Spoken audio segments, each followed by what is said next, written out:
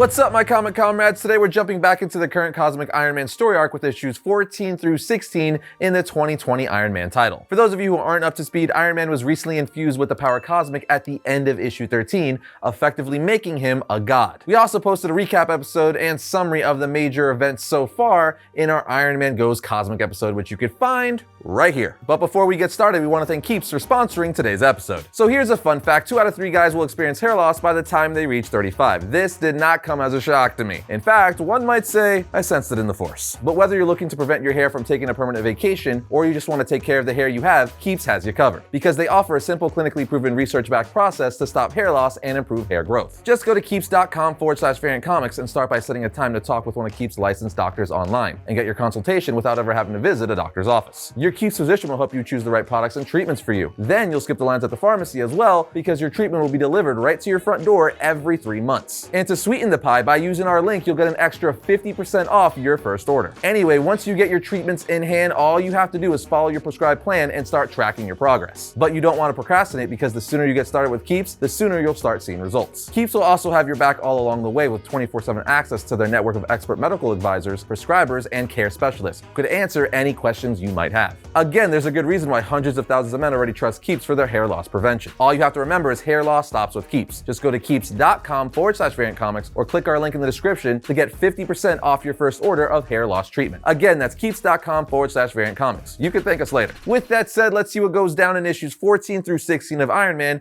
and see how he's dealing with becoming a god.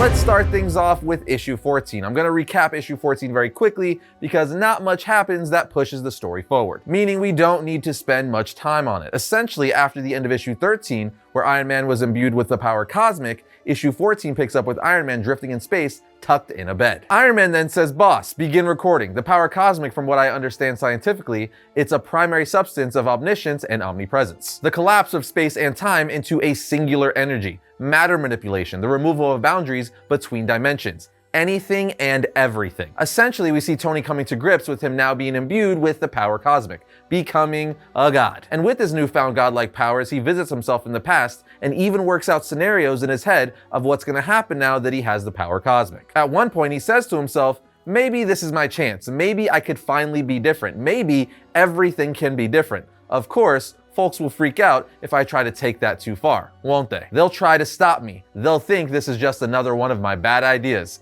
as we see visions of the Avengers all banding together to stop Tony. And as they rally against him, he says, "But you know what? It's time for me to be in charge for a while," as he uses his now cosmic repulsor blast to literally disintegrate the Avengers, X-Men, and the Fantastic Four. But remember, this is all just possible outcomes, not really happening. Tony continues to say, "But this is my time. I have so many ideas. I could fix everything, starting with myself. But that's just the beginning. I promise you, it will be all so beautiful." As we literally see the inner workings of his head with muscle tissue and bone and mathematical equations inside of his mind. It looks really cool, but kind of trippy. He then says, "I can't wait to begin. The cosmic transformation process must be nearly complete. I could feel it. When I wake up, it'll be a new day, a brand new day." Elsewhere, we see Korvac has also been imbued with the power cosmic, saying, "I am a god. Once again, a god." He goes on to monologue, saying to himself, "At last, I've returned. I will admit, at the 11th hour, I had my doubts. Even my faith was shaken, but now I won't waste one moment in delay. The work is vast, even for me, but the healing can begin almost immediately.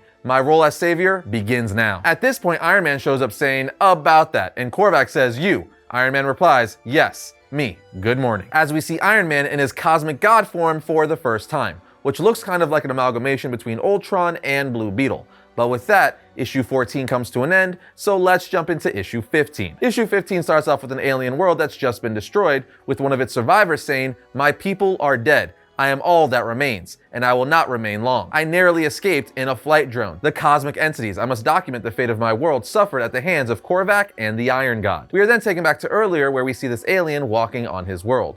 when all of a sudden in the sky, there's a massive explosion. As captions say something to the effect of, we were warriors, assassins if need be, but also artists, scholars, engineers, healers, but all of that changed when our mother star was violently extinguished in a single instant. They had been battling across the galaxy, locked in lethal combat for some time. And on the next page, we get a double page spread of the Iron God fighting Korvac. Now, for the most part, the rest of this issue is these two now godlike beings fighting in space in only the way two gods can. I'm talking about throwing moons and planets at one another as we see Korvac do just this to Iron Man, with the alien from the beginning of the issue narrating again saying, "That was the moment my world ended. We only had minutes to evacuate since the collapse of our star. Minutes. I barely made it to a drone with a single copy of our great history. No one knew what was happening. No one knew how fast the absolute end would come. Not me, not anyone. That's when I saw them. The cause of the destruction." As we see the drone escape the planet with the massive Iron God and Korvac fighting each other. Iron Man, eventually getting fed up,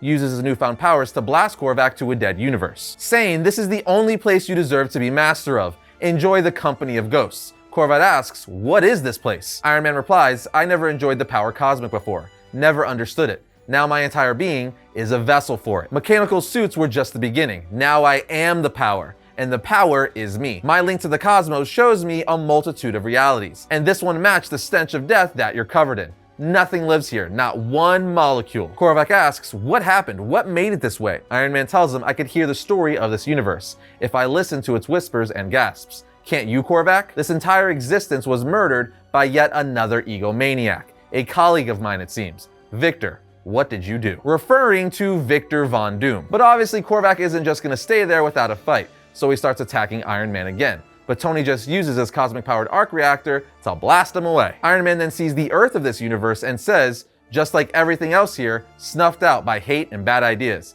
It could happen to my Earth too. It's always been on the brink. Always threatened, but now I am more than a man in a mechanical suit. It will be more, so much more. I will help my entire universe. Everything. I will make it so much more. I'm sorry, Korvac, it's my turn now," as he smashes the dead Earth over Korvac's head. This is crazy. They are literally chucking planets at each other like they're snowballs. Nuts. As we see the alien escaping in his flight drone, he says, "But what I saw next, I'm a holy man, but never did I believe I would encounter so many gods in a single day, on our doomsday." As we see just that, several gods appear with the living tribunal saying, "This battle ceases now." But like I said, he's not the only god that showed up. He's accompanied by Death, Eternity, Infinity, the In-Betweener, Lord Chaos, Master Order, and Oblivion. Iron Man then says to the living tribunal, "I see you brought some friends with you this time," as Korvac cowers in fear. The living tribunal and the In-Betweener then says, "Korvac, you have disturbed the universal balance. You will come with us." Iron Man then says, "I thought he'd be safest here, contained in this graveyard of a prison." Infinity then tells him he is safe from nowhere that is not under our immediate watchful eye, with Master Order and Lord Chaos replying, "But what of him? What of Iron Man?" And Iron Man imbued with the cosmos itself. As the gods go over what to do with this cosmic Iron Man, Tony speaks up saying, "I don't want to fight you, but I will if I have to." Oblivion then speaks up saying, "It matters not what we give or do not give him. The path has been set." So says Oblivion. The In-Betweener then says, "Iron Man, what you do next with your power will determine your fate, and perhaps the fate of existence." The living tribunal then speaks up saying, "Presently, it is clouded, but the ultimate outcome may be satisfactory to us." In-Betweener then says, "Go, live your destiny." With Infinity saying, "We will be watching. Always." As they take Korvac away, he says, "I have a new project. You are now my sole focus, Tony Stark." The alien then lands on a nearby planet, narrowly escaping, saying, "The entities then vanished with Korvac. I came here to Satania, my drone spent of fuel. Even now, I feel my last breaths as I write these final words in our great history. What will the Iron God bring to his home world? I know only what he and Korvac brought to mine, death." As the alien dies before finishing writing in a journal. And with that, issue 15 comes to an end, so let's move on to issue 16. Issue 16 starts off with the space friends, as they were dubbed a few issues ago, sitting and talking about Tony Stark at Gargoyle's restaurant. The team consists of Gargoyle, the original Human Torch, War Machine, Hellcat, and Frogman. They're talking about how they're worried about Tony since he's now been imbued with the power cosmic, and don't know how that's going to change him or how he's going to act since he now will have the ability to do anything. War Machine then says, "I informed the Avengers when we got back and put them on alert about Tony." Hellcat asks, "What did they say?" He responds, "Captain America just sighed for a really long time." With the original Human Torch saying, "Seems about right. What about Reed Richards? He has a personal history with the power cosmic, or at least some deeper understanding of it. War Machine then responds saying, I say we go big here. So the Guardians of the Galaxy, the Nova Corps, Silver Surfer, my grandma, everybody. Truth is, Tony could be anywhere in the universe right now, finger painting with reality. And after War Machine finishes his sentence, the entire city starts shaking with people looking up in the sky, as we see a Galactus-sized cosmic Iron Man hovering over the city. He then starts shrinking himself down to normal size, telling the citizens, don't be afraid, as the space friends come in saying, hey boss, you're scaring some of the nice people out there. Tony replies, guys, long time no see, huh? I take your point, Rhodey. How about this? As he finally shrinks to his normal size. Tony then says, better? I gotta say, it's really great to see my space friends again. Glad you made it back. At this point, War Machine and Hellcat say, Tony, we need to talk, but a voice from behind them says, stand back, Cosmic One. Are you friend or foe? And on the next page, we see it's Thor saying that, with the Avengers of the Fantastic Four joining the party as well. Captain America says, Tony, it's good to see you. You look shiny. Tony then says, I come in peace, everybody. Let's all chill out. Mr. Fantastic asks, where is Korvac? Is he still a threat? Tony tells him Korvac is taken care of. And Reed asks, what does that mean? Did you kill him? Tony replies, no, but he's not going anywhere for a long time. Captain America then asks, what about you? Are you a threat? Tony says, well, that sounds awfully loaded, Steve. Steve then answers, I'm very concerned, Tony. Iron Man then says, can you relax? We've all dealt with gods before. Look at Thor. It's the same vibe. Thor replies, verily, it is not. Tony then says, I mean, you're right. The power cosmic is a bit different. I can do pretty much anything. Steve then asks, so what are you gonna do? Tony then breaks down his plan, saying, I thought of solutions and ideas I've had in the past that have gone awry. And I realized something. They didn't work because they were trapped in here. But now what's in here doesn't have to be trapped inside. It could be shared as a gift. He goes on to say he's gonna share his mind, his genius, with everyone in the city, saying, my gift is now in all of you. Captain Marvel asks, what gift? He tells her, my intellect, my level of aptitude, it's yours. Congratulations, you're now all Stark level geniuses. All of them are like, wait a minute, Tony, stop, don't do that. But he tells them, it's too late, it's done. You're all now as brilliant as I am. And so is every living person in the city. I figured we'd start with a small sample size to see how it goes. We are then taken to several different civilians all over the city,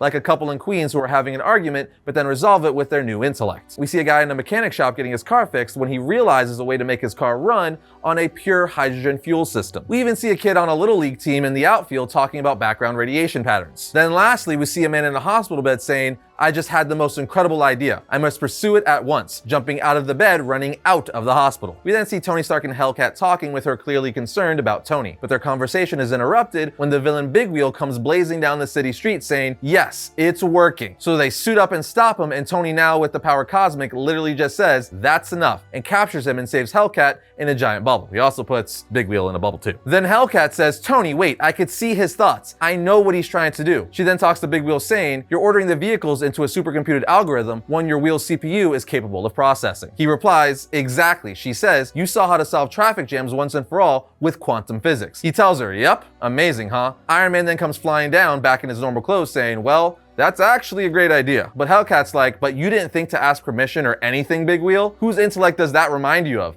As she looks at Tony. Then the two start arguing, and Tony turns into an iron god again, saying, even with the incredible capacities of my mind, you whimper with small-minded doubt. I will fix this entire world. Just watch me. She then tells Tony, do you know who you remind me of now? Korvac. Then on the last page of the issue, hours later, we see Hellcat saying to someone, I appreciate you coming. The world's suddenly very short on geniuses who don't think exactly like him. I'm sure you understand why I don't feel good about this, but I'm fairly certain a cosmic Iron Man is a really bad idea for everyone, especially Tony Stark himself. I hate that I'm saying this, but I and Tony need your help. The person responds saying, it's a shame when so much power is wasted on one with such a limited vision as Stark. She replies, I don't want to hurt him, I want to save him. The voice then says, I make no promises or guarantees, only that I will demote this Iron God back down to an Iron Man, one way or another. As we see, she's talking to Dr. Doom. And with that, issue 16 comes to an end. Guys, this is shaping up to be a very good Iron Man story. I, for one, am enjoying it thoroughly and think it's headed in an awesome direction. It's essentially, though, with great powers comes great responsibility message, but with Iron Man. And now that Dr. Doom is in play, I can't wait to see where things go. But what do you guys think? We want to know your thoughts. Let us know in the comments.